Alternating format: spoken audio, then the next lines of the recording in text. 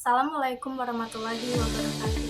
Saya Mutiara Hijra Afrilia dengan NIM 231020020 dari kelas 4A01 Akuntansi yang akan menjelaskan materi saya yang berjudul Terbuktinya Korupsi Syahrul Yassin Limpo divonis 12 tahun di penjara.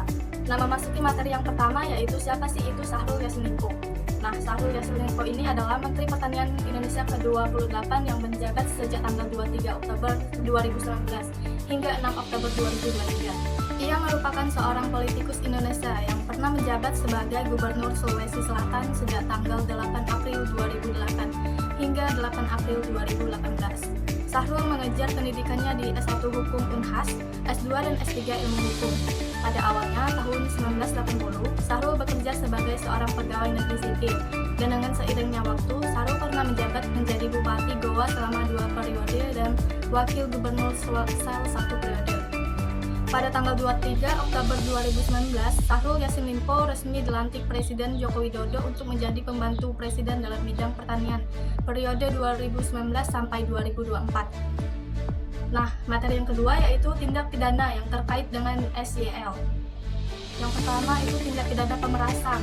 Pada pasal 12 huruf E Undang-Undang Nomor 31 Tahun 1999, SYL diduga melakukan pemerasan terhadap eselon 1 dan eselon 2 di Kementerian Pertanian. Ia memerintahkan anak buahnya untuk mengumpulkan sejumlah uang tiap bulan dari pejabat-pejabat tersebut dengan dalih uang koordinasi atau uang keamanan. Nilai pemerasan ini diperkirakan mencapai sekitar 13,9 miliar selama menjabat sebagai Menteri Pertanian.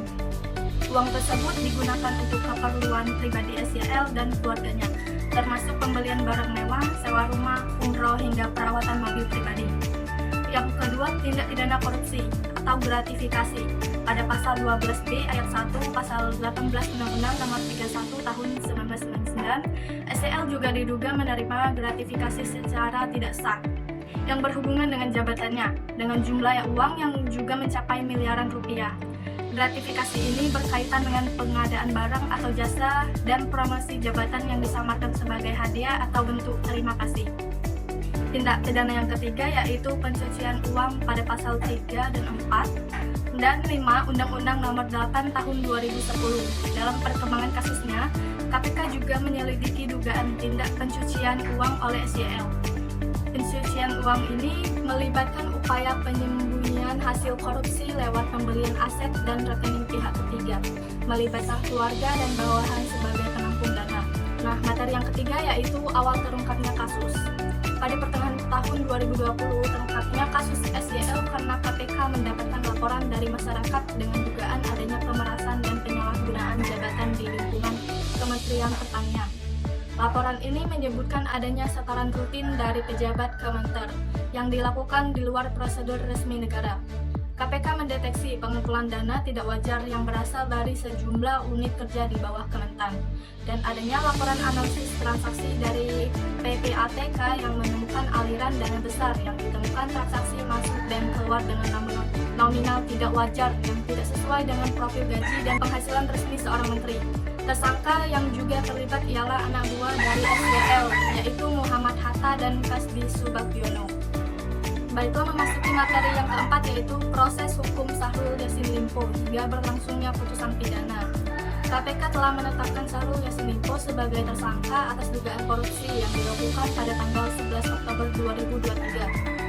Penetapan ini didasarkan pada hasil penyidikan yang dilakukan oleh KPK yang menemukan adanya tindakan korupsi yang melibatkan penyalahgunaan surat pertanggungjawaban, keuangan korupsi negara, gratifikasi, serta pencucian uang di lingkungan Komisi Pemberantasan Kementerian Pertanian.